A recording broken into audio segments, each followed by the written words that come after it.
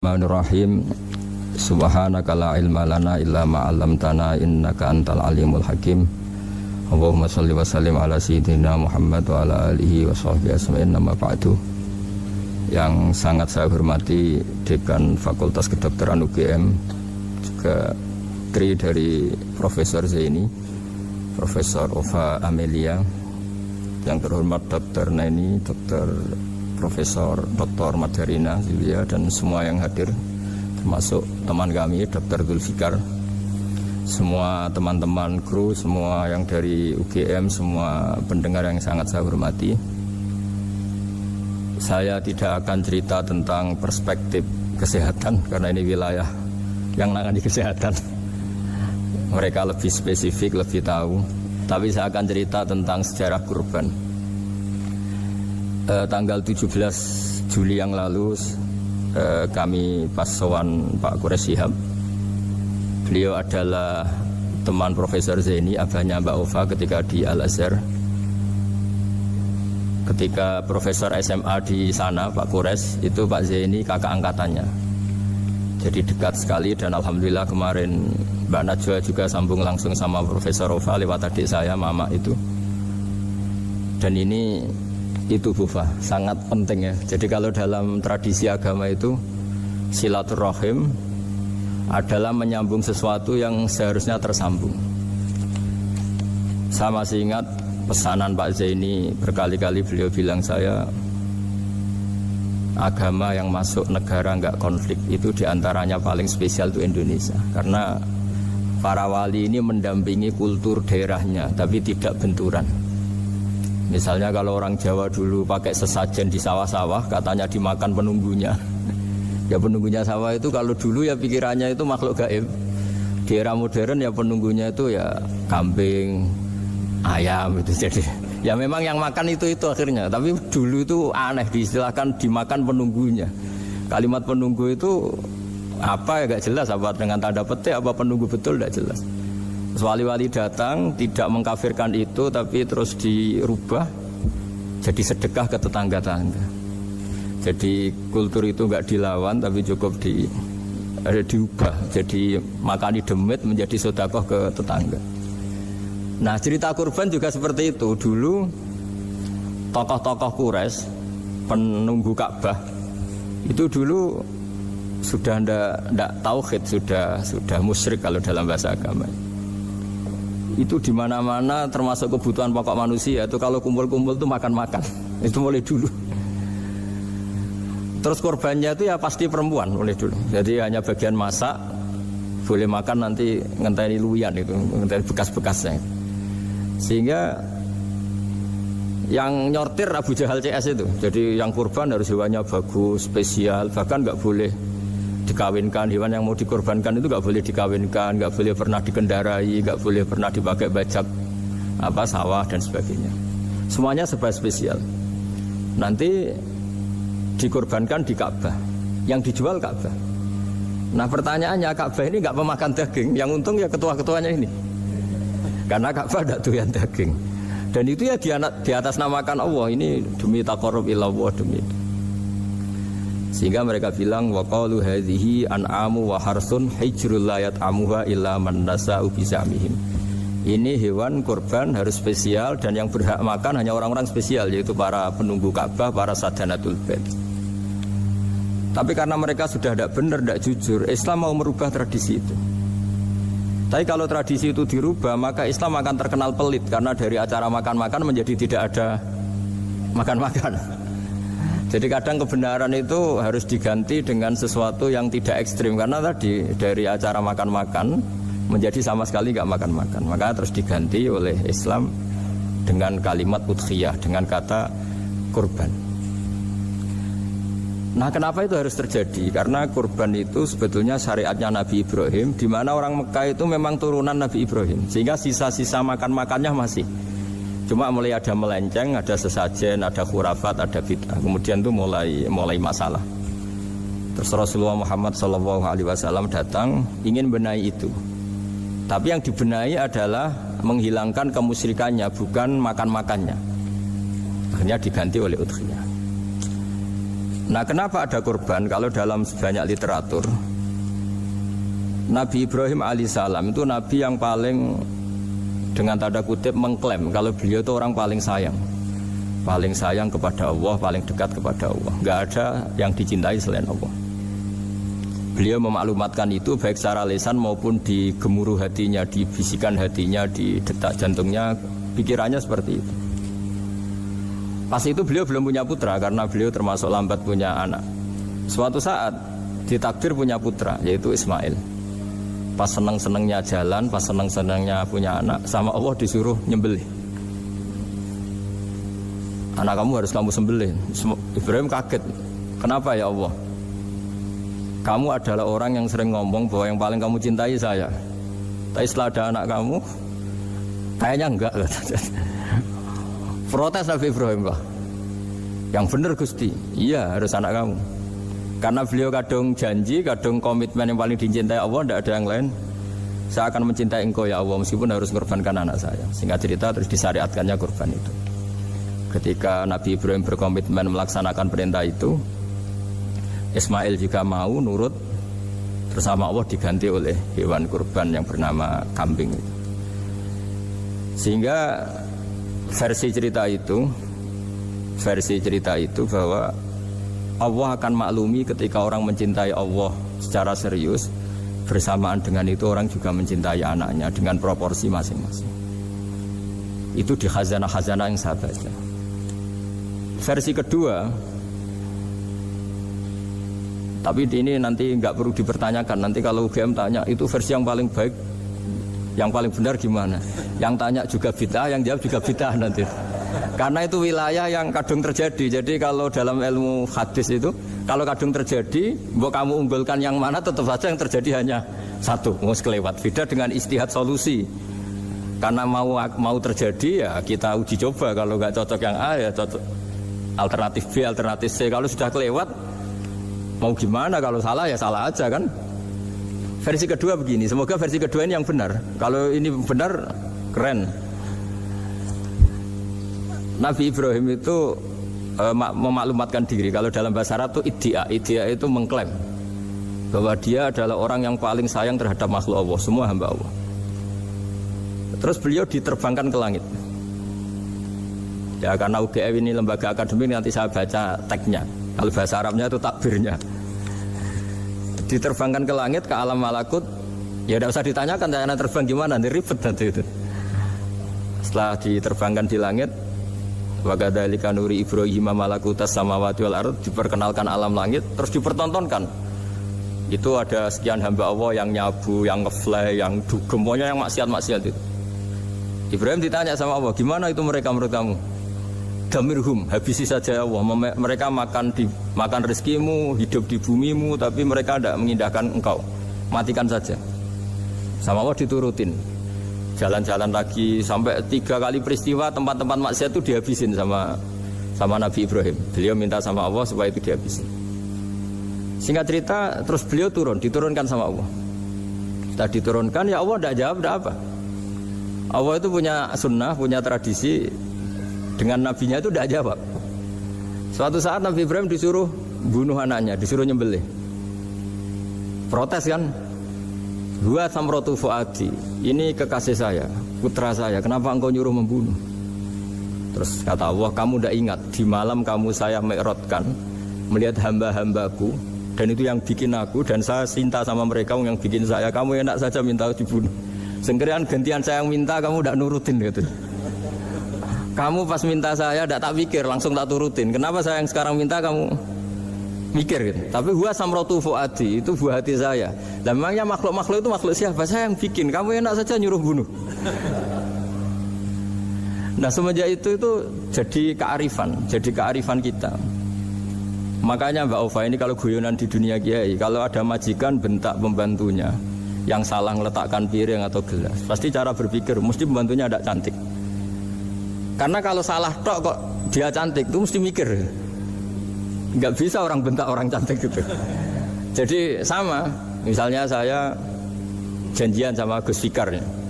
Janjian, Gus datang hari Senin gini-gini, ternyata beliau nggak datang. Kalau saya tidak punya utang, tidak atasan saya pasti marah. Sudah janji kok gini-gini. Saya bisa marah itu sebetulnya sebabnya itu dua. Saya kecewa dan dia tidak punya jasa. Tapi yang diomongkan hanya, wah kamu khulful wa'di apa? Nggak tepat. Coba kalau ini atasan saya jadi dosen karena beliau misalnya. Saya punya utang beliau. Mbok nyulayani janji apa kan? Nggih mboten napa-napa. Sama. Ada majikan mencintai pembantunya karena sangat cantik. Mana ada mencahno piring. Omahe dirubuhno itu tidak apa-apa gitu kan gitu. Sama. Makanya ada guyonan di dunia kiai itu, ada anak perempuan kan enggak lazim ya, perempuan pakai GL Pro kalau dulu, mungkin sekarang pakai Ninja, pakai celana jin. Sopo iku wong luput suwo itu? Siapa itu perempuan kok gitu? Niku ponakane jenengan, Mbah. Astagfirullah, muga-muga pangeran nyepuro. Jadi langsung rubah dari maksudkan menjadi ndak karena keluarga. Nah, jangan-jangan kebencian kita pada maksiat itu oke, kita wajib benci maksiat, tapi tetap ada catatannya. Plus yang maksiat itu tidak orang yang terkait dengan kita. Coba kalau yang maksiat itu orang yang terkait dengan kita, itu anak kita, ponakan kita, mungkin istri kita, paling mintanya ya Allah ampuni, ampuni. Sama-sama maksiat, yang satu minta dihabisin, yang satu kita minta diampuni. Fair gak kita sebagai manusia? Tidak fair. Tidak fair. Nah, ya iya gak fair ya. Apa ya fair? Mikir. Makanya kalau ada guyonan, ya itu tadi. Ada supir salah dimarahin, pasti supir ini belum pegang rahasia. Tapi kalau sudah pegang kartu, si majikannya punya apalah gitu, simpanan gitu. Wah ini pegang. Berani marah gak? Tidak ada. Ini dokter Kelik juga teman saya. Itu pengalaman sekali. Jadi itu guyonan kiai. Makanya jadi manusia itu gak pernah adil sebenarnya. Makanya Allah pernah mensifati manusia itu bakanal insanu zaluman jahula. Manusia itu sangat zalim dan sangat bodoh. Kalau misalnya jenengan tanya, orang soleh pun itu gimana? Orang soleh asal manusia tidak nabi, itu ya mesti ada zalimnya. Makanya kalau dalam kitab Hikam diterangkan, kitab Hikam itu kitab yang olah manusia. Itu menyebut begini, manusia itu siapa? Dijawab, manusia itu mangkanat mahasinuhu masawiyah. Orang yang ketika baik saja salah, apalagi ketika salah. Kita misalnya punya toko laris itu, doanya mustajab, laris, pembelinya banyak, kualitasnya bagus. Pasti ada toko sekeliling yang megap-megap karena orang sekarang ke kamu kan itu. Sama di kampus ya gitu, kalau ada kampus besar yang lain pasti ke masjid, terhalangi karirnya di semua. Sehingga orang supaya terus merasa salah, Rabbana dzalamna anfusana, meskipun kita sedang benar pun. Saya termasuk kiai yang kalau ngelepas haji, mungkin yang haji itu mangkel. Karena saya tidak pernah muji-muji haji, meskipun saya melepas orang haji. Umumnya kiai kalau ada orang haji kan dilepas haji mabrur, tidak ada lain balasan kecuali surga. Saya itu karena pernah kecil, pernah dengerin masyarakat. Itu ngenes ketika si kiai pidato tadi ternyata ngenes. Ngenesnya seakan-akan surga itu hanya milik yang haji. Wah, nak koyo kula sepundi Gus wong kula ora kelar kaji. Semenjak itu setelah saya jadi kiai ya dendam juga. Akhirnya setelah saya jadi kiai kalau ngaji, orang yang haji mabrur balasannya surga, orang yang fikir sabar juga surga, orang yang sering dimarahin istri juga surga. Katanya pokoknya surga terus. Sampai yang mau haji itu, Gus gimana kok bakas kita kok sama dengan mereka? Ya karena saya ada ulama pesanan kata saya gitu. Jadi artinya gini, ketika Anda muji ibadah haji, jangan kira yang ngenes tidak banyak, yang ngeluh juga banyak, karena mereka ada takdir gak mampu haji. Itu hebatnya Islam. Islam juga datang dengan solusi-solusi. Misalnya Jumatan itu hajinya orang miskin, orang yang ingat Allah mulai subuh sampai matahari terbit juga sama dengan umroh. Jadi karena tidak semua orang itu mampu haji. Jadi itu Islam. Jadi nanti tak bacakan, jadi versi kedua itu Nabi Ibrahim diperingatkan Allah bahwa tidak seperti itu cara mengelola hambaku. Nah, Islam ini kata Allah anit tabi' millata Ibrahim hanifa. Referensinya Islam, mentornya Islam itu Nabi Ibrahim. Sehingga kita alhamdulillah punya sejarah wali songo. Saya punya orang tua Kiai Nur Salim itu sayang sekali sama umat, Mbah Mun juga gitu. Saya sama Profesor Zaini itu sudah mulai tahun 2000, terus setiap hari ketemu juga nggak pernah kecewa. Beliau itu pernah disalahpahami, mungkin Bu Ova belum dengar ini.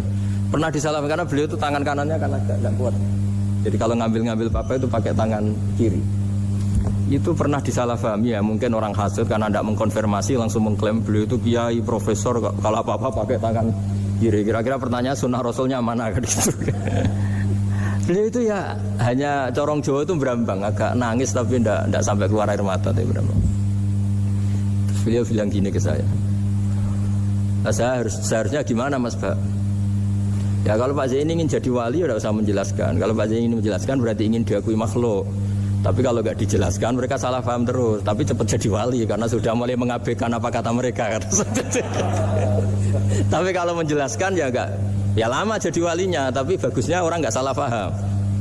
Pak Zaini tertawa-tawa. Jadi wali apa enggak? Jadi saya tuh lama sekali sekamar dengan beliau ada di Badan Wakaf ya Mas Fajar ya. Badan Wakaf yang atas itu kan dulu tempatnya Pak Rektor kan kosong. Nah itu kita tempati sama Pak Zaini bertahun-tahun, tiap hari diskusi.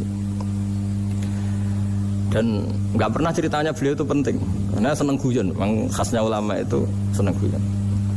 Kemarin saya ketemu Pak Kures, beliau cerita, saya ini punya idola Gus Pak. Kalau manggil saya Gus kadang ya Pak. Dulu beliau doktor filsafat, lama-lama jadi Syekhul Azhar. Itu kalau ke kuliah pakai bis, ya.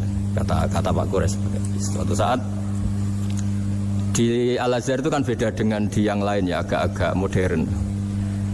Si gurunya ini, beliau itu karena banyak yang berdiri, beliau duduk, ada perempuan berdiri, terus yang lelakinya berdiri, terus jatah duduknya dikasihkan perempuan.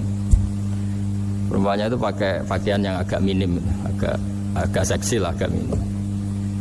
Terus si Syekhul Azhar tadi, saat itu belum Syekhul Azhar, punya 2 permen. Ini ceritanya Pak Kures punya 2 permen, terus yang satu sudah dibuka, yang satu masih bungkusan, masih ditawarkan. Silakan Mbak, kamu milih yang mana? Milih yang masih itu. Padahal bukanya itu supaya lebih gampang. Ternyata milih yang masih bungkusan. Kenapa Mbak? Ya ini lebih steril karena pakai bungkusan. Oh iya. Itu pelajaran itu. Terus Pak Kures nantang saya, Gus Pak punya enggak cerita tandingan? Wah kalau saya kebalikannya Pak. Di kereta itu ada Cina, enggak khitan ya. Ketemu sama kiai kampung. Kenapa khitan? Enggak khitan juga sama gini-gini gitu. Terus dikasih pisang.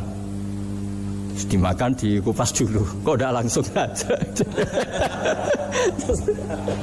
Terus kata Pak Kures, nah ternyata sama Pak Zaini sama Pak Kures itu dibalik ke profesorannya. Ceritanya itu ya guyon terus. Karena memang agama ini itu kalau masalah kebenaran itu serius, tapi di balik kebenaran ini yang perlu dicatat oleh semua yang mencintai agama ini, bahwa Allah itu tidak butuh taat kita, dan Allah tidak akan gagal sebagai Tuhan karena maksiat kita. La tanfa'uhu ta'atuhum wa la tadurruhu maksiatuhum. Allah tidak akan ngefek ketika semua orang taat ya gak ngefek, semua orang maksiat juga gak ngefek. Karena Allah ini zat yang punya eksistensi sejati, sehingga hubungan kita dengan Allah itu tidak ngefek ke Allah, tapi ke kita sendiri.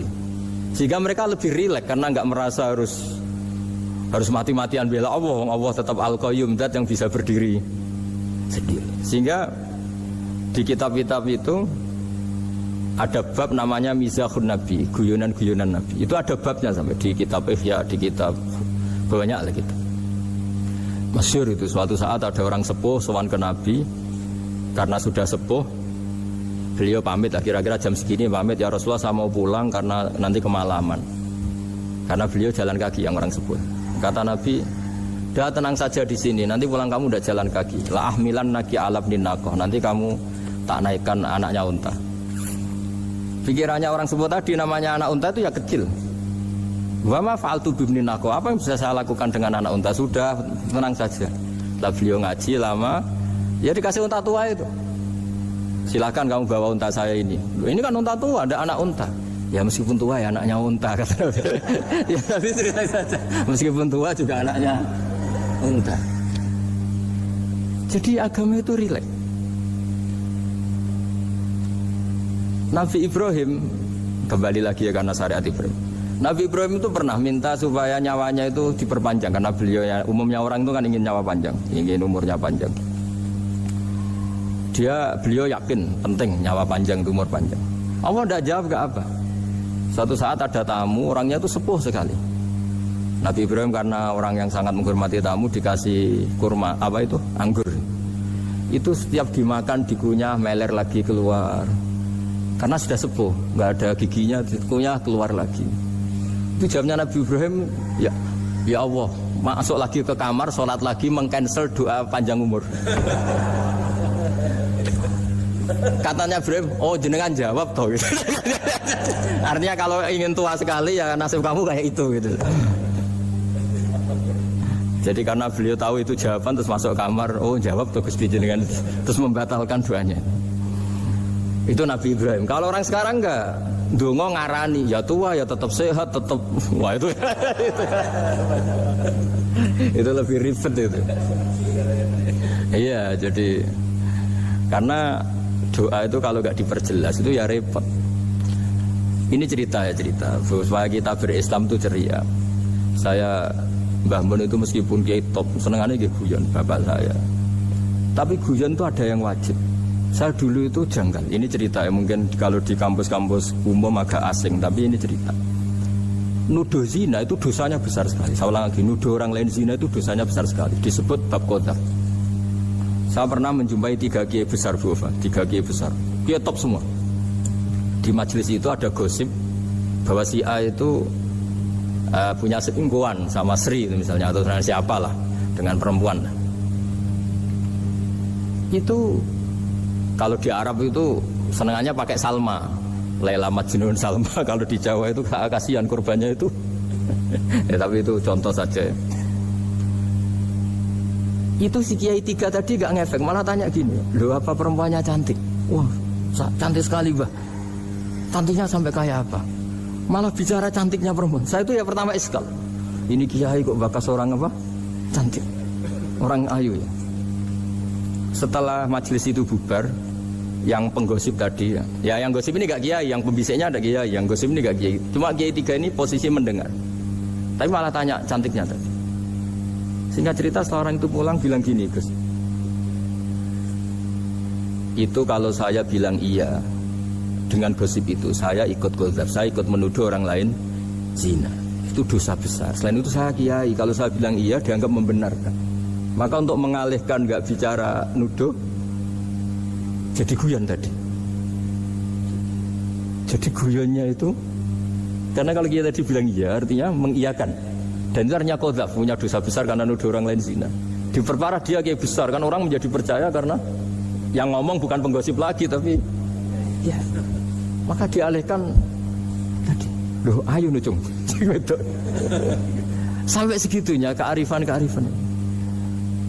Sehingga dulu ketika Maiz itu seorang sahabat yang pernah salah besar. Itu Nabi ketika beliau ada gosip salah gitu ya, Nabi masih jangan-jangan kamu hanya mimpi, Cung. Jangan-jangan kamu hanya megang, tapi tidak sampai zina. Sampai terakhir Nabi tanya, Afi aklikaseun, jangan-jangan otak kamu ini sudah agak error. Saking tidak inginnya Nabi mempercayai hal-hal seperti itu. Nah problem kita di zaman sekarang justru kadang nyari-nyari supaya tahu buktinya. Yang dulu para orang soleh menghindari bukti itu supaya nggak suudzon. Sekarang orang mencari-cari bukti. Padahal itu dilarang, wala tajassasu, orang nggak boleh mencari-cari kesalahan orang lain. Nah itu kearifan yang saya dapatkan dari Bapak, dari Mbah Mun, dari Pak Zaini, dari Pak Gures. Mereka orang-orang yang luar biasa menghindari ngomong penting.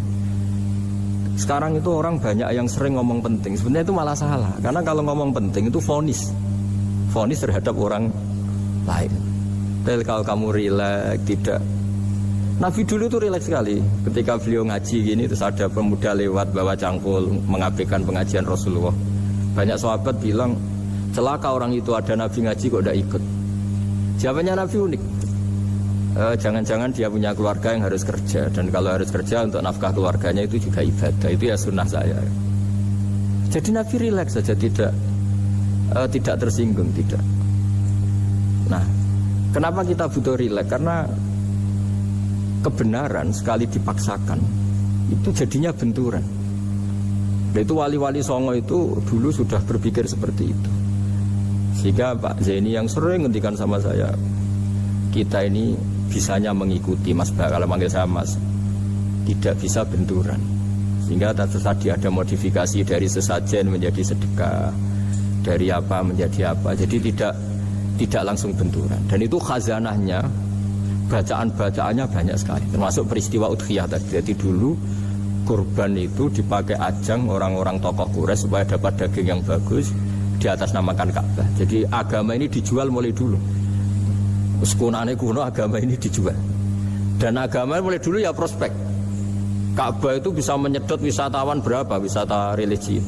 Sehingga dulu ada Ka'bah tandingan, perhitungannya juga ekonomi. Jadi mulai dulu itu ya sudah seperti itu, mau apa Mang Allah bikin dunia seperti ini. Jadi dulu, mulai dulu agama itu ya, sampai orang Yahudi gak mau iman sama Nabi ya pikirannya sederhana, kalau saya tokoh banyak yang sowan, banyak yang ngasih-ngasih. Kalau saya ikut Muhammad, saya anak buah, yang ngasih saya siapa? Jadi perhitungannya juga ekonomi. Jadi ketika Abraham mau bikin Ka'bah tandingan, itu perhitungannya juga ekonomi. Jadi ribet kan memang kalau manusia itu sudah ribet. Tapi Islam ini datang bukan untuk itu, tapi memaklumi itu. Itu hebatnya Nabi Ibrahim. Ketika beliau berdoa, ya Allah, keluarga kami saya tempatkan di Mekah. Rabbana liyuqimus sholata faj'al af'idatam minan nasi tahwi ilaihim warzuqhum minas samarat. Cuma menurut Islam dibalik, ya Allah, kita ini ingin anak-anak kami ini bersujud kepada Engkau, ingin anak-anak kami ini melakukan sholat. Tapi mereka ini manusia yang untuk ketahanan hidupnya butuh makan, butuh rizki, butuh ekonomi. Maka tolong ekonominya dijaga ya. Jadi dibalik, demi sholat menjaga ekonomi. Jangan dengan demi ekonomi meninggalkan sholat. Jadi dibalik, jadi demi sholat menjaga ekonomi. Juga termasuk menjaga politik. Andaikan tidak ada orang Islam yang cakap politik, terutama yang soleh-soleh, kemudian negara bikin aturan ala mereka, sholat dianggap larangan, pengajian dianggap larangan, juga repot. Makanya mulai dulu kiai-kiai itu ya politik, karena nggak ingin negara ini diatur oleh orang yang anti sholat, anti agama. Karena kalau negara terserah yang sedang jabat, kemudian yang jabat tidak soleh, bisa nganggap maksiat tidak ilegal, yang pengajian justru ilegal. Nah, di sini kenapa banyak orang-orang soleh dulu ya rata-rata ya berpolitik mulai sebelum kemerdekaan sampai setelah kemerdekaan. Jadi itu ada filosofinya. Nah, bahwa ada oknum-oknum yang tidak seperti itu ya monggo, itu oknum. Tapi sebetulnya awal-awalnya kenapa banyak orang soleh yang politik, karena nggak ingin negara ini dipimpin oleh orang-orang yang anti agama, anti kebaikan. Sehingga berkahnya apa? Berkahnya negara ini berkonstitusi secara Islami. Meskipun tidak negara Islam, tapi tadi hak asasi manusia terjaga, hak belajar, hak beragama, hak ibadah. Coba bayangkan kalau kita jadi korut, Korea Utara kan pusing. Jadi, nah itu uniknya, lagi-lagi ini cerita uniknya. Itu mulai dulu itu tidak ada benturan. Ketika ada Masumi, ada Partai NU, ada macam-macam. Muhammadiyah datang di Jogja itu Mbah Ahmad Dahlan itu teman dekatnya Mbah Hasyim. Saya tahu banyak tentang, namanya dulu Darwis. Itu dulu ngajinya sama pernah buyut-buyut Qiyami di sini. Dulu ngaji Mbah Soleh Darat, Mbah Ahmad Dahlan sama siapa itu Mbah Hasyim. Ketika di Mekah yang Mbah Ahmad Dahlan ngaji Syekh Khotib Minangkabau itu ya sama Mbah Hasyim. Nah kebetulan Mbah Ahmad Dahlan hidup di Jogja yang zaman itu sudah khurafatnya kayak apa, karena ada sistem agama yang sangat, menurut beliau sangat jauh dari Islam yang murni. Terus beliau revolusinya seperti itu. Yang Mbah Hasyim tempat di Jombang. Nah itu kan murni ilmu sosial, murni muqtadul khal. Terus beliau punya metode yang berbeda, tapi nggak masalah, mulai dulu nggak masalah. Kemudian jadi kalau yang kadang-kadang memasalahkan tuh ya memang yang nggak tahu masalah. Sebenarnya dulu itu ya biasa aja, karena ya itu urusan metode, urusan. Saya teruskan masalah udhiyah. Jadi yang diceritakan Nabi Ibrahim tadi, bahwa benci seseorang kita atas namakan maksiat itu tidak segampang itu. Karena jangan-jangan kebetulan yang maksiat itu keluarga kita. Apakah kita punya kebencian yang sama saat yang maksiat itu keluarga kita, atasan kita, teman kita? Ya kayak tadi. Kalau saya corong jo dibelanjani janji, ada orang janji sama saya nggak tepat waktu, saya bisa marah, itu pasti sebabnya jelas. Itu bawaan saya nggak berjasa sama saya. Kalau kata dokter Klik nggak cantik ya. Tapi kalau itu orang yang misalnya rektornya bilang, maaf ya saya tidak bisa datang hari ini, tidak apa-apa. Pasti manut itu. Atau yang nyulain janji kiai itu, coba ngurus itu teko itu. Ini betul apa-apa. Gayanya aja kita marah karena kulful wa'di apa, ingkar janji. Sama. Intinya Nabi Ibrahim itu, coba kalau yang maksiat itu anak kamu berharap saya ngasih tobat kan, bukan langsung tak habisin kan. Intinya Allah ingin bilang ke Nabi Ibrahim, andai kan yang maksiat itu anak kamu, ingin saya menghabisi apa tak kasih tobat? Ya kasih tobat ya. Ya seperti itu saya yang bikin. Maka di Al-Azhar sana, kalau cerita orang-orang alim itu masyhur, ada tempat maksiat mau dihabisin sama orang-orang yang sangat keras. Ketemu Syekh Mutawalli Sya'rawi, ditanya, andai kan mereka mati saat maksiat, itu mereka ke surga apa ke neraka? Ya ke neraka. Terus ditanya sama Syekh Mutawalli, kalau mereka ke neraka, akan dzalika muradan Nabi? Apa seperti itu yang digadaki Nabi, umatnya mati terus masuk neraka karena belum tobat? Tidak, Nabi inginnya mereka tobat dulu. Ya sudah, jangan dihabisin. Kamu berproses ikut mentobatkan mereka. Kebetulan ini mau mendengar.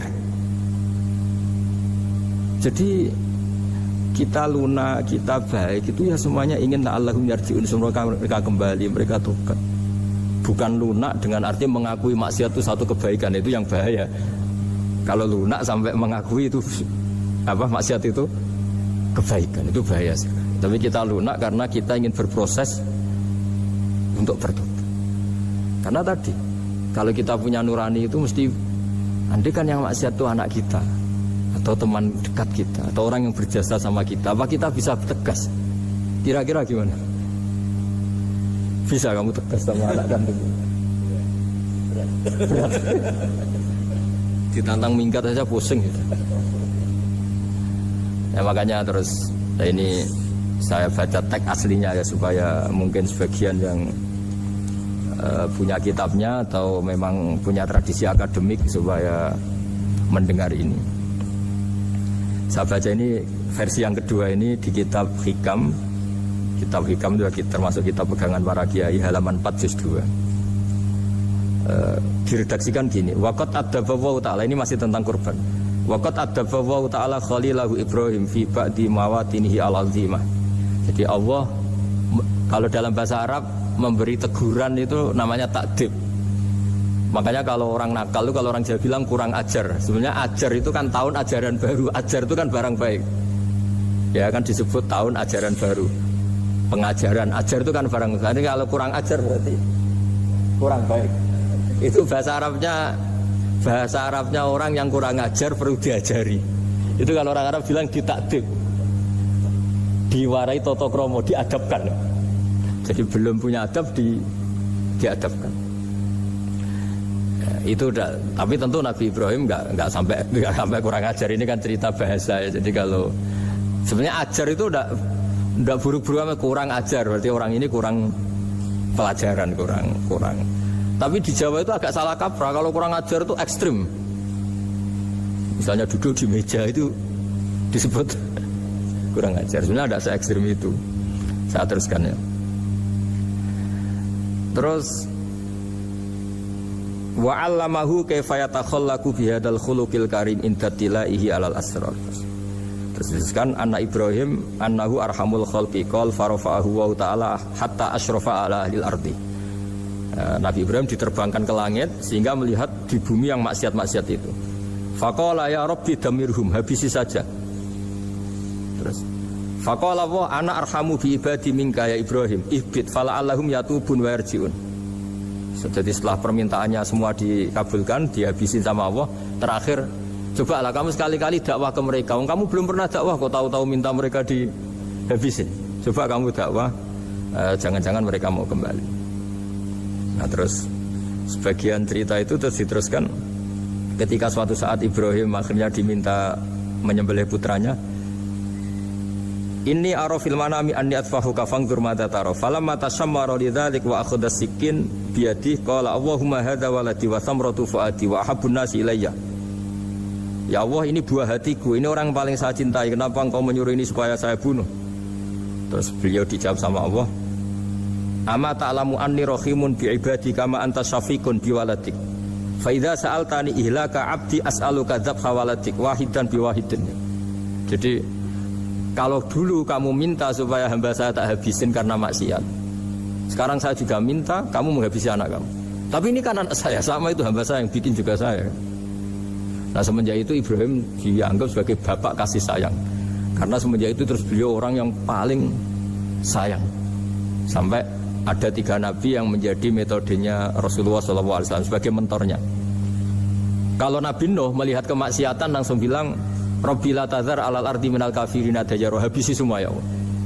Tapi kalau Nabi Ibrahim apa? Faman tabi'ani fa innahu minni wa man asani fa innaka ghafurur rahim. Orang yang ikut saya ya karuan kelompok saya, dan yang sebelum ikut semoga engkau mengampuni. Tentu lewat proses dakwah, lewat proses. Nah, Wali Songo, kembali ke Wali Songo dan para guru-guru kita, itu seperti itu semua. Jadilah Islam yang di Indonesia, Islam rahmatan lil alamin, itu konstruksinya ya dari ilmu-ilmu seperti ini. Bacaannya seperti ini. Karena ternyata kita tegas tadi ujung-ujungnya karena itu tidak cantik, tidak atasan kita, tidak berjasa sama kita. Kamu kalau ada supir telat, supir kok telat datang ngantor gitu, pasti supir itu belum pegang rahasia.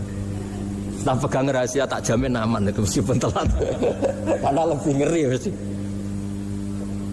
Artinya manusia itu kayak apa ngeklaimnya tegas, disiplin, objektif. Kira-kira iya apa enggak? Enggak lah kayaknya ya. Ya pasti tadi.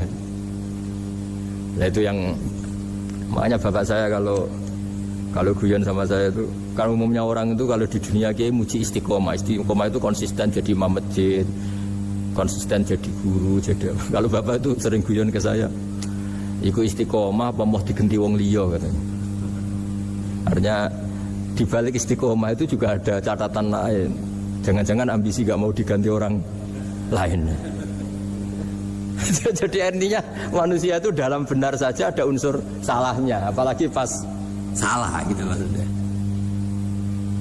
Nah ya pas benar saja ada unsur salahnya, apalagi pas salah. Nah, itulah dengan sudut pandang seperti ini adalah orang terus gak gampang menghakimi orang lain. Karena manusia yang baik adalah cukup dia merasa aibnya banyak, salahnya banyak, kemudian itu menyibukkan dia dari mencari-cari aibnya orang lain. Makanya kalau dalam cerita Ibrahim alaihissalam, karena kurban itu identik dengan syariatnya Nabi Ibrahim. Ini saya punya catatan yang kemarin tak baca juga di Jakarta. Itu suatu saat Nabi Ibrahim itu didatangin orang Majusi dulu. Orang Majusi itu ya tidak beragama. Singkat cerita Nabi Ibrahim itu terkenal kaya dan suka menghormati tamu. Dulu tamu itu sangat penting dihormati karena dulu gak ada warung, terus padang pasir. Kalau sekarang itu ya wajib dihormati tapi tidak wajib-wajib banget. Karena biasanya sudah marung di mana-mana. Sudah marung di mobilnya bawa apa? Bekal. Kalau dulu di padang pasir kalau tamu gak dihormati bisa mati betul. Kadang sudah hari perjalanan itu gak makan gak apa karena di padang pasir warung gak ada, gak bisa ngopi-ngopi ya dulu. Sehingga kalau menghormati tamu dulu itu pahalanya luar biasa ngasih makan itu. Kalau sekarang ya pahalanya biasa aja karena ya tamunya makannya ya biasa aja karena udah kenyang duluan itu. Singkat cerita orang ini datang ke Ibrahim minta dikasih makan. Nabi Ibrahim mengatakan kamu syaratnya harus Islam dulu, kalau enggak kasih makan. Karena Ibrahim itu seorang nabi dan beliau komitmennya seperti itu, si tamu tadi putus asa. Akhirnya wala itu ya sudah meninggalkan Ibrahim. Setelah beberapa jangka Allah bilang ke Nabi Ibrahim, orang itu umurnya berapa tadi bilang ke kamu? 50 tahun. Pernah enggak orang itu kelaparan? Kata Allah, enggak, baru ini kelaparan. Terus kata Allah, mundu khamsina sanatan nut'imuhu ala kufri Falau nawal tahu lukmatan min ghairi antu talibahu bitahiri dinik lakana ahsan. Orang itu umurnya 50 tahun, itu ya tak kasih makan padahal dia majusi. Kamu baru diminta sehari saja minta syaratnya Islam. Terus itu ada di kitab apa Risalah Al-Qusairiyah di halaman 262. Jadi cuma dulu itu motifnya semuanya agama, bukan atas nama demokrasi atau kebebasan beragama. Karena dulu itu orang dulu itu kan saking sayangnya Allah, apa-apa konstitusinya ya perintah Allah. Dan ternyata perintah Allah seperti itu, akhirnya dipanggil. Kemana ya majusi ke sini tak kasih makan. Majusinya kan kaget.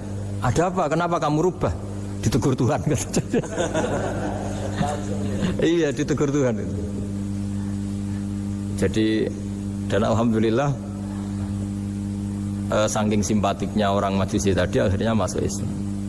Sama itu kan mirip orang Yahudiyah atau Yahudi itu yang tanahnya itu diambil ya sama Amr bin As untuk perluasan masjid di Mesir. Ya ketika lapor ke Sayyidina Umar, ngiranya itu kan dibenarkan perluasan masjid, ternyata Umar belain yang Yahudi. Iya, yang punya tanah harus dikembalikan tuh haknya. Jadi Islam itu menghormati hak kepemilikan meskipun itu milik non muslim. Jadi kata Allah, mut khamsina sanatan nut'imuhu ala kufri. Falau nawal tahu lukmatan min ghairi antu talibahu bitahiri dini. Mbok dikasih makan aja, enggak usah nyuruh ganti agama. Wong saya saja yang Tuhan ngasih makan dia sudah 50 tahun tanpa syarat. Tanpa syarat. Ya jadi ini cerita ya Bu Ufa. Jadi kita mungkin kenangan saya dengan Bapak, Bu Ufa dengan Profesor Zaini. Kebetulan teman dekat sekali sama saya dan hampir tiap hari saya ketemu. Minimal 3 jam. Bertahun-tahun. Sampai kalau kehabisan cerita akhirnya cerita keluarganya. Karena kesuwan belajar kan akhirnya cerita keluarga. Maksud saya tadi ini saya cerita ini barang baik. Ketika beliau pernah ditahan karena aktivis dulu. Itu pas mau lahirnya Bu Aufa, terus beliau berdoa mati-matian delalah dibebaskan. Beliau sempat nunggui kelahirannya Bu Aufa ini, terus dinamai Aufa Amalia. Itu kalau dalam bahasa Arab itu Aufa itu Allah memenuhi apa yang saya angen-angen. Jadi itu ceritanya itu gitu. Jadi nama itu spontan aja ketika iya, jadi beliau itu aktivis dulu. Bukan di penjara karena korupsi atau kriminal, bukan karena aktivis. Karena kalau model sekarang Bu Ufa, kalau nggak dijelaskan detail ditahan karena aktivis, nanti dikira ditahan karena yang lain. Ribet kan? Jadi ditahan karena beliau itu dulu aktivis, bukan karena. Ya saya kira demikian. Monggo kalau ada sesi tanya jawab, kalau tapi yang ringan-ringan saja nanti jadi serius. berapa pertanyaan? Apa waktunya? Pakai waktu 10 menit ya. Ini pas. Iya. Terima kasih Pak Gus Baha yang sudah menyampaikan cukup baik ya untuk pencerahan kita semua terkait dengan bagaimana kehidupan bermasyarakat dan bagaimana kita mensikapi salah benar. Begitu juga terhadap orang-orang yang mungkin selama ini tidak kita duga, ternyata banyak hal-hal yang kita dapatkan pada sore hari ini. Saya yakin dari pemirsa atau dari Bapak Ibu yang hadir secara langsung maupun virtual ada hal-hal yang akan ditanyakan. Kita masih punya waktu cukup kurang lebih 1/4 jam. Oh, kelamaan ini. Kelamaan, iya. Tadi 10 menit berjanji. Iya. Tadi 10 menit. Iya. Pas ini. Kami persilakan dari yang hadir terlebih dahulu. Sudah sangat jelas berarti. Sudah pinter semua. Ya, ini ada pertanyaan. Yang pertama katanya, Assalamualaikum warahmatullahi wabarakatuh. Pak Gus Baha, dalam ingin bertanya dan ingin tahu bagaimana supaya kita bisa selalu berpikir nubuwah di setiap peristiwa yang menimpa kita di kehidupan sehari. Semoga. Gimana? Ulang lagi. dalam ingin bertanya dan ingin tahu bagaimana supaya kita bisa selalu berpikir nubuwah di setiap peristiwa yang menimpa kita di kehidupan sehari-hari. Begini ya, jadi andaikan kita baca banyak ya, setidaknya sering mau mendengar. Nah, hidup itu sangat baik, bukan sekedar baik, sangat baik. Misalnya kita sedang dapat nikmat, ya Islam menganjurkan syukur. Syukur itu ya dapat pahala. Kalau sedang banyak masalah seperti sekarang mungkin ada pandemi apa, Islam mengajarkan sabar. Sabar itu juga pahala. Nanti kalau kita masih hidup yang rumat anak bojo ya ibadah. Nanti kalau mati karena penyakit mat'un atau ta'un juga syahid. Jadi Islam melihat hidup itu rileks. Karena ya memang rileks. Ketika ada orang miskin susah makan enak, itu kata ulama idamuhu alju. Kalau kamu ingin makan enak, kata si miskin ya ingin, gampang makan enak itu. Kamu sangat lapar, nanti semuanya juga enak. Jadi, itu nubuah. Jadi Nabi itu resepnya gampang. Coba kalau sampean puasa melihat tempe itu sudah tertarik sekali. Tapi kalau kamu sudah habis makan melihat sate kurang enak, ini kurang enak, karena saking memang sudah semuanya nafsu kan. Saya sudah puasa, semuanya enak. Jadi kalau ingin nubuah misalnya kita miskin itu ada fadilahnya orang miskin, keutamaan orang miskin. Itu malaikat ngauditnya bingung karena mau diaudit apanya nggak punya apa-apa kan. Jadi artinya barokahnya miskin, kita hisabnya juga ringan, mau diaudit apanya nggak punya apa. Iya kan? Nah, yang orang kaya barokahnya kaya bisa amal, bisa ikut bantu masjid, bantu madrasah, bantu kebaikan.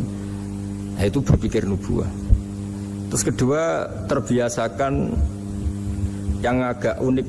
Ini mungkin wilayah medisnya. Yang agak unik dalam Islam itu mimpi itu mimpi. Itu sama kenyataan itu tinggi mimpi derajatnya. Andai kan orang masih zaman orisinil, mimpi sama hidup nyata itu hebat mimpi. Karena begini, misalnya saya melihat ibu-ibu sama bapak-bapak melihat langsung seperti ini. Saya mesti berpikir nafsu. Kalau yang saya punya kepentingan ini tak anggap orang prospek, kalau yang nggak punya kepentingan tidak prospek. Pertanyaannya adalah orang yang saya anggap prospek bisa membantu saya ternyata jenisnya kikir. Yang tak anggap tidak prospek ternyata jenisnya dermawan. Kita kan sebenarnya nggak tahu. Lalu pertanyaannya, pandangan kita terhadap orang lain itu berdasar fakta apa berdasar harapan? Berdasar harapan. Tapi kita ngeklaim seakan-akan itu fakta. Nah, beda dengan mimpi. Asal tidurnya benar loh ya, tidak muakan buahnya terus ngorok tidur itu. Tidurnya benar misalnya kita posisi normal, wudu, setelah wudu baca ayat kursi terus tidur kayak posisi orang meninggal ya, mujur nggak utara. Ya, pokoknya kayak orang meninggal itu. Ya, utara dan selatan terus menghadap kiblat. Itu kalau mimpi. Itu ada alamat-alamat yang lebih orisinal daripada kehidupan nyata. Ini contoh agama. Nah, artinya gini, makanya Nabi pernah ngendikan mimpi itu bagian dari 46 dari bagian kenabian. Itu jumlahnya 46%. Tapi ya tidur yang seperti tadi. Artinya gini, sarana kita bisa mendeteksi alam gaib, kalau boleh dibahasakan alam gaib, itu sebenarnya orang Islam itu masih punya sarana satu, yaitu mimpi. Karena dengan mimpi ini semua organ kita, semua sistem kita itu kayak off. Setidaknya sistem keinginan kita. Yang ada adalah pemberian gitu, cara berpikir agama ya. Saya tidak tahu kalau cara berpikir media. Jadi kalau orang tidur, itu sistem keinginannya dia kan habis, hilang. Yang ada keinginan Allah. Jadi dia posisi diberi. Tapi kalau kita terjaga gini, melihat orang lain, wah ini prospek, ini enggak. Padahal faktanya orang ini yang kita sebut prospek ternyata antipati sama kita atau enggak keinginan nolong kita. Yang kita bilang enggak prospek justru orang yang di hatinya ingin menolong kita. Kan enggak pernah tahu gitu. Makanya banyak orang salah pilih kan di situ. Karena bagaimana orang lain kamu vonis atau kamu hakimi, kamu statuskan sesuai keinginan kamu. Kalau mimpi kan enggak bisa. Nah sehingga kalau dalam penelitian Bu, kenapa Nabi itu, mimpinya Nabi itu wahyu. Ya kan kalau dalam agama kan mimpinya Nabi itu wahyu. Karena tidurnya normal gitu loh. Normal artinya kelas A tadi lah. Makanya banyak orang awam pun yang wah sing tak sekseni persis mimpiku, yang saya saksikan persis mimpi saya. Orang awam saja ngalami apalagi yang Nabi gitu. Nah, artinya untuk mendeteksi nubuah selain tadi ya Kita kan seperti yang saya ceritakan berkali-kali, kalau ingin nubuah itu sebenarnya gampang. Maksudnya bermental nubuah. Kalau saya sekarang hidup, ya anggap saja bisa melakukan kebaikan lagi. Kalau sekarang saya mati atau akan mati, anggap saja mati itu mengakhiri semua potensi keburukan Anda. Sekarang mungkin kita ada zina, ada korupsi, ada maling, tapi siapa yang bisa menjamin bahwa kita tidak akan maksiat di masa depan? Dengan mati potensi itu hilang. Makanya Nabi melihat mati itu ya sederhana. Wa tawaffani idza kanatil wafat khairan li. Ya Allah, hidupkan kami ketika hidup kami menambah kebaikan. Matikan kami jika mati itu mengakhiri kejahatan. Jadi Allahumma ij'alil hayata ziyadatan li fi kulli khairin wal mauta rohatan li min kulli syarrin. Ya Allah, ketika saya hidup, dianggap saja ini potensi menambah kebaikan. Kalau saya mati, dianggap mawon mengakhiri semua kejahatan. Sehingga ya mati itu pasti baik. Makanya kalau ada koruptor, ada preman mati, kalau kiai-kiai saya baik ya, sampai orang-orang tidak ikhlas. Baik di mana orang penjahat gini? Padahal kiainya di hatinya, ya baik sekarang tidak penjahat lagi, sudah mati. Nah itu ada ilmunya sebetulnya, karena kematian itu punya sisi positif. Orang tidak bisa jahat lagi. Ya saya kira dulu. Oke, ini ada pertanyaan berikutnya, Pak Sahal. Ketika kita menyembelih sapi atau kurban yang kita kurbankan, kalau dilihat tampilan itu sehat ya, namun ketika disembelih itu ada beberapa bagian, misalnya hati, limpa itu terpesi cacing. Apakah yang sebagian terpesi ini membatalkan syarat kita kurban? Setelah itu apakah kita akan mengganti hewan atau bagaimana? Makasih. Kalau Islam ya, Islam kan istilahnya masyhur itu ya dalam pegangan ilmu usul fikih. Nahnu nahkumu bidzahir, kita ini hanya berpegangan yang kita lihat. Jadi kalau secara medis, secara apa sudah diperiksa oleh dokter-dokter hewan dinyatakan sehat, ya itu sah. Bahwa faktanya nanti ada limpa atau hati yang terinfeksi, ya itu nggak usah dimakan tentu, tapi korbannya tetap sah. Nah beda dengan misalnya suatu saat mungkin ya ada satu kemampuan observasi medis yang komprehensif sampai hewan yang lahirnya sehat, bisa dideteksi ini ya mungkin kalau milih itu karena harga murah ya menjadi dasar kan, karena motifnya kikir. Tapi kalau dari awal tidak tahu ya tetap sah itu, tetap sah. Ya, sambil nunggu pertanyaan, ini ada beberapa mungkin titipan pertanyaan. Titipan pesanan Pesanan ya. Sudah kayak partai politik. Bahwa ya kalau dulu kan misalnya Nabi Ibrahim itu memang orangnya sudah Islaminya kuat, dengan Allah itu memang sudah percaya dan memang pasrah gitu ya. Ketika ingin menyembelih putranya itu adalah untuk peningkatan keimanan atau ketakwaan. Nah kira-kira dalam aplikasi sekarang, kira-kira apa yang kira-kira bisa menyamai seperti itu? Kita misalnya sebagai orang kesehatan, sebagai pendidik, mungkin sebagai karyawan, kira-kira apa yang menyamai keimanan atau ketakwaan seperti itu, Pak? Oh ya, jadi saya punya kitab namanya Khilyatul Auliya. Di situ ada beberapa catatan orisinil ya yang ada di kitab Taurat, Injil yang masih orisinil, karena perawinya, pencatatnya itu orang yang Coro Jawa menangi lah, yang pernah neliti itu. Itu diantara yang diceritakan di kitab-kitab itu adalah memaklumatkan diri, bikin sarana publik yang mudah dimengerti. Jadi kita pakai contoh yang awam saja ya. Kita tahu kalau itu bidan karena di situ ditulis bidan siapa, Sri Handayani misalnya. Di situ dokter gigi ditulis dokter gigi. Kita tahu itu dokter gigi. Toko juga gitu, ini toko bangunan. Terus kita tidak salah pilih. Masa beli lipstik di toko bangunan? Semua itu barokahnya tulisan itu. Barokahnya maklumat itu. Nah, dulu yang dituhankan itu berhala. Berhala itu barang fisik muncul. Akhirnya nggak ada pilihan lain orang menyembah berhala karena itu yang dimunculkan. Sehingga agama ini syaratnya harus muncul. Yuzhirahu ala dini kulli. Agama ini harus muncul. Zuhur itu maknanya muncul. Makanya dikatakan waktu sholat zuhur karena di mana waktunya sangat jelas. Karena maknanya zuhur itu muncul. Nah, Nabi Ibrahim itu Nabi yang setiap malam munajat itu doanya gini ya, enggak doa ya, kayak bergumam emosi. Tapi emosinya Nabi, ya Allah, dunia ini tidak fair. Engkau zat yang begitu penting, Engkau Tuhan yang mengatur alam raya ini. Kemudian orang tidak mengenali Engkau. Coba betapa buruknya bangsa Indonesia kalau nggak tahu kalau presiden itu Pak Jokowi misalnya. Atau orang UGM nggak tahu rektornya itu Pak Manut misalnya, dekannya Bu Ova di kedokteran, itu kan lucu. Atau anak kamu nggak tahu kalau kamu orang tuanya, itu kan mangkel loh betul itu. Tahu saja enggak. Nah, Ibrahim itu tiap malam gitu. Dunia ini tidak fair. Engkau Tuhan yang begitu penting menciptakan langit bumi, kemudian manusia itu tidak mengenali Engkau, bahkan menyembah selain Engkau. Wah itu. Nah, supaya Allah diketahui gimana? Terus ada simbol-simbol itu. Ada masjid, ada pengajian, ada macam-macam. Nah, ilmu sosial juga gitu. Mungkin ya banyak lah orang yang tanpa kurban pun sedekah daging sama tetangga atau ngasih uang sama temannya untuk nyate itu. Tapi ini nggak bisa dimaklumatkan. Yang bisa dimaklumatkan adalah pas udhiyah, pas kurban.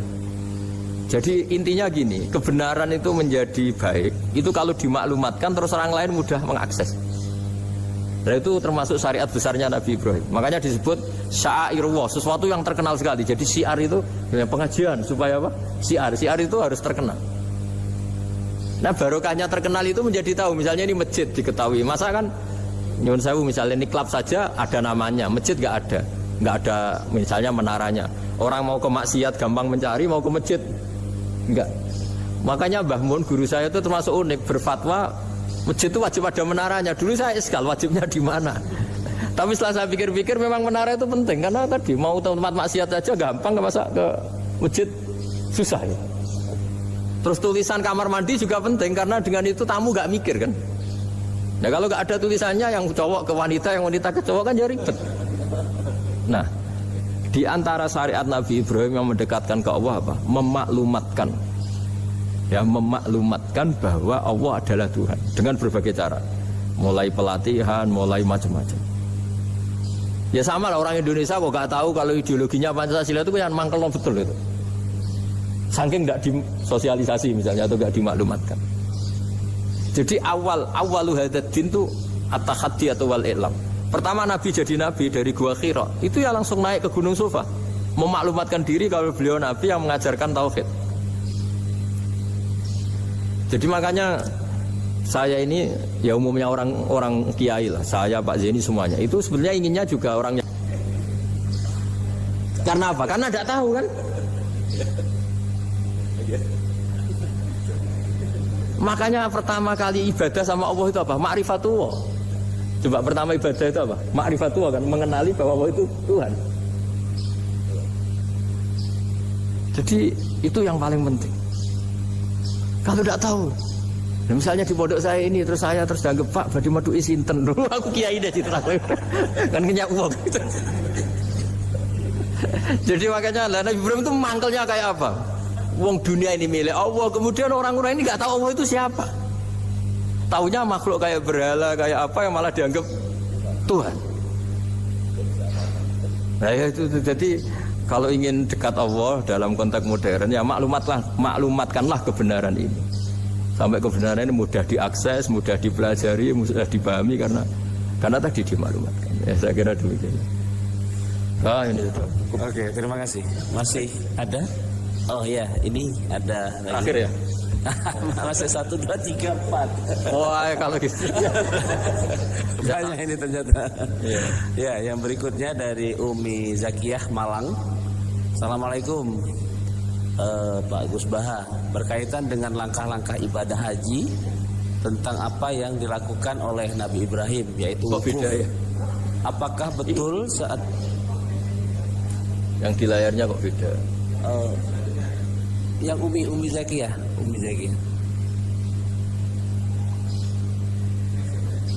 Next.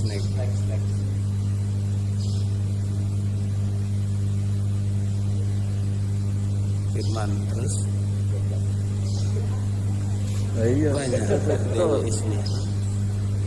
Harus dibatasin kan? Oh iya. Iya nanti kita batasi. Kok nanti ya? Soalnya sangat menarik ini. Iya. Ini ada Dewi Ismi. Apakah benar? Ya ini, apakah benar kisah penyembelihan Ismail itu dipalsukan? Nah, itu jawabnya gampang, nggak benar. Apa hubungan kurban dengan Idul Adha yang secara harfiah artinya perayaan atau merayakan waktu duha? Ya. Nah, monggo. Kalau cerita penyembelihan Ismail itu jelas benar ya, karena ada di Al-Quran. Jadi yang jadi perdebatan mufassir itu apakah benar-benar Ibrahim itu sampai menyembelih, maksudnya sampai meletakkan pisau di leher, apa setelah berkomitmen mau menyembelih sudah dibatalkan Allah karena Allah menghormati apa? Komitmennya. Jadi tapi hampir semua ulama berpendapat memang ya sempat benar-benar sampai fisik Ibrahim meletakkan apa? Pisau di lehernya, kemudian lam yu'assir syai'an, misalnya tidak membekas sama sekali terus diganti itu. Jadi cerita itu populer sekali. Tapi yang penting adalah tadi cerita saya bahwa itu karena Ibrahim pernah mengklaim beliau cinta Allah itu enggak tertandingi oleh makhluk apapun. Terus diuji ketika punya anak, mencintai anaknya. Terus diuji dengan cara kalau kamu betul hanya mencintai saya, ya anak kamu sembelih gitu. Ternyata mau juga, berarti betul gitu. Tapi setelah betul ya sudah tetap normal lah tetap. Tapi tidak usah dipraktekkan nanti kalau. Terus kalau masalah udhiyah itu bukan kaitannya dilakukan waktu duha, ndak. Memang duha yudhi tadkhiyatan itu artinya ya menyembelih yang memang kebetulan waktunya setelah sholat. Nah, waktu sholat itu kemudian bisa dibahasa Arabkan waktu duha. Jadi ya memang saling terkait. Kalau bahasa Arab itu memang semuanya begitu. Jadi kalau orang yang perilakunya baik itu disebut Muhammad, orang yang terpuji. Sehingga Nabi Muhammad punya nama lain namanya Ahmadu, saya memuji Allah. Kan Hamidah Ahmadu, kalau ingsun Ahmadu saya memuji. Jadi kalau bahasa Arab memang itu bofa. Kalau bahasa Arab itu memang unik. Bahasa Arab itu semuanya itu merujuk kosakata. Makanya kalau Pak Quraisyah menulis tafsir itu mesti melibatkan kosakata. Kayak Rasul itu asli maknanya Rasul itu ya utus.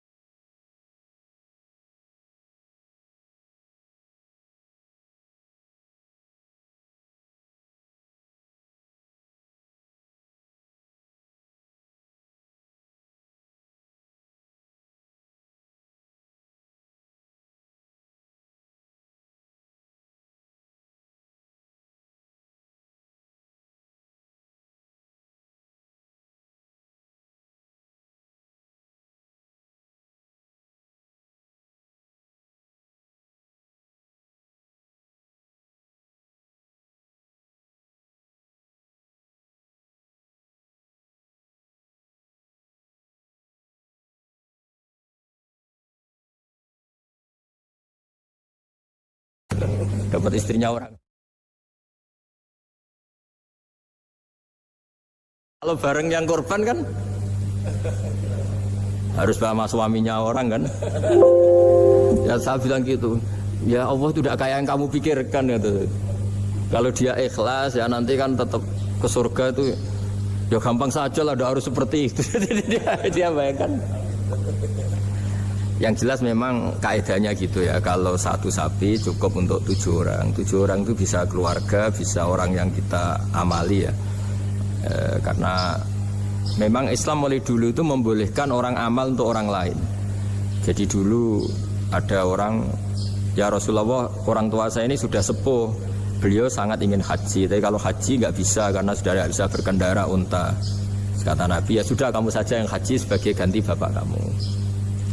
Sehingga idza mata ibnu adam in qata amalu itu termasuk anak yang soleh, sodako dan apa. Memang mulai dulu Islam itu ada beberapa hal yang amal itu bisa diamali pada orang lain. Awaladin solihin yatullah, terus adalah beberapa.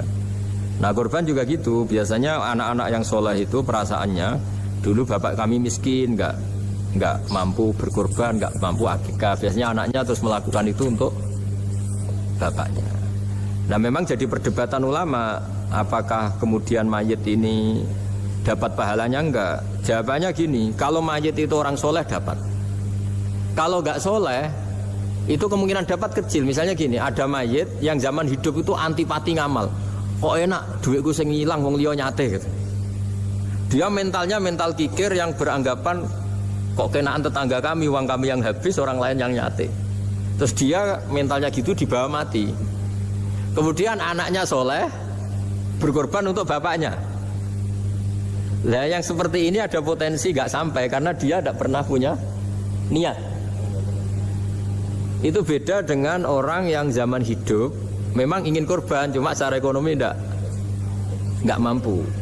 Makanya pentingnya innamal a'malu binniyat itu di situ. Amal itu terserah niat. Dalam banyak syarah, ya syarah itu penjelasan yang rinci, itu dijelaskan. Kenapa orang mukmin masuk surga selama-lamanya, padahal dia jadi mukmin hanya 80 tahun. Misalnya kita hidup di dunia kan rata-rata 80 tahun. Karena dia berkomitmen andikan hidup 1000 tahun juga tetap mukmin, andikan hidup 2000 tahun ya tetap mukmin, tetap sholat. Setiap orang sholat perasaannya gitu. Andikan kita hidup 2000 tahun juga tetap seperti ini kan, ya tetap sholat, tetap. Nah, sehingga karena niat itu dia diganjar surga selamanya. Karena dia bayangkan andikan di dunia selamanya juga akan iman selamanya. Nah, orang kafir juga berkomitmen gitu, yang belum rubah maksudnya. Kalau dia hidup ya akan kafir terus. Ya, makanya dia kafirnya 80 tahun, misalnya hukumannya juga neraka yang lama sekali karena. Nah kira-kira itulah. Makanya kalau mayat tidak soleh ini kita yang sebagai ulama berdebat karena tadi. Itu kan ibarat gini, ada mayat sama sekali nggak pernah sholat. Bahkan dulu itu mengkritik orang sholat. Terus dia mati. Anaknya jadi orang soleh sering tanya saya, Gus sholatnya bapakku tak kodoin ndak? Wong era sholat kodoin yuk kaku hati kan? Beda dengan misalnya kita punya bapak soleh, misalnya terus pas beliau koma ya kayak misalnya ini koma 2 hari kan keluarganya kalau kodoin kan paling 2 hari pas koma. Lah ini orang nggak sholat mulai kecil sampai tua sampai mati. Anaknya soleh tersiksa, anak saya tak kodoin. Lah bapakmu sholat boten. Wah ya kesel gue. Sudah kesel, orang ini nggak pernah berkeinginan sholat. Kan beda dengan Nyun Sewu ibu saya atau bapaknya Mbak Ova. Memang ibu saya ya tidak sholat itu karena sudah koma atau sudah apa, sudah banyak alat-alat medis yang terpasang. Ini cara ngodoi jumlahnya ya jelas dan sumbut karena memang beliau andikan sehat komitmennya juga sholat. Nah ini yang orang kadang salah kaprah, bisa enggak amal sampai mayit? Sebetulnya di dunia ulama perdebatannya bukan masalah sampai tidaknya, mayitnya ini siapa? Gitu. Kalau mayit ini soleh jelas, dawe Nabi man sana sunatan hasanatan falahu ajruha wa ajru man amila biha ila yaumil qiyamah. Orang baik kemudian mengajarkan kebaikan pasti dia dapat investasi kebaikan itu. Dan siapapun yang meniru dia dapat sahamnya. Itu enggak ada perbedaan antara NU, Muhammadiyah, Wahabi, semuanya sama. Yang debat itu yang nggak paham, tak jamin itu yang debat itu yang nggak paham. Wong hadisnya jelas sahih apa? Siapa yang mensyariatkan kebaikan, kemudian kebaikan itu ditiru oleh orang setelahnya, maka dia akan dapat kebaikan itu dan kebaikannya orang yang meniru itu. Itu kan hadis sahih, nggak ada perdebatan sama sekali.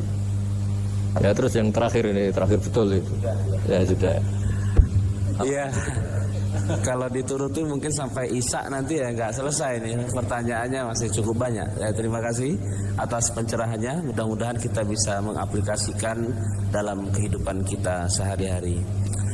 Untuk berikutnya agar kita mendapatkan hidayah, petunjuk dari Allah dan lebih barokah, kita akan menutup doa. Sebelumnya saya sebagai moderator, apabila ada kekurangan, kekhilafan, saya mohon maaf yang sebesar-besarnya. Dan apabila ada kebenaran, itu betul-betul dari Allah Subhanahu wa Ta'ala. Untuk selanjutnya doa penutup kami persilahkan kepada Gus Bah untuk menutupnya. Bismillahirrahmanirrahim. Ahmaduka bi'anaka alhamdulillah la ilaha illa anta al-hanan. Ya badi'as samawati wal ardi ya hayyu ya qayyum ya dzal jalali wal ikram. Anta rizquna ya husna tawadifika wa tahadika. Allahumma sholli wa sallim ala nabiyyika Muhammad wa ala alihi wa sahbihi ajma'in. Allahumma ij'alna aminin salimin mu'afin min kulli bala'in ya akhirah. Waj'al ya Allah istima'ana hadha istima'an mubarakan ma'suman wa ikhtiratana ba'da hadhi ikhtiratan ma'suman. Innaka ala kulli syai'in qadir. Innaka ala kulli syai'in qadir. Innaka ala kulli syai'in qadir. Allahumma yassir wa la tu'assir wa yassir wa la tu'assir wa yassir wa la tu'assir. Fa inna taysira al-asir 'alaika yassir wa anta ala ma tasha'u qadir. Rabbana atina fid dunya hasanah wa fil akhirati hasanah wa qina adzabannar. Sallallahu ala sayyidina Muhammad wa ala alihi wasallam wa barakatuh. Subhana rabbika rabbil izzati amma yasifun wa salamun alal mursalin walhamdulillahi rabbil alamin. Terima kasih. Semoga dengan doa ini akan menambah iman dan takwa kita kepada Allah Subhanahu wa taala. Billahi taufiq wa hidayah.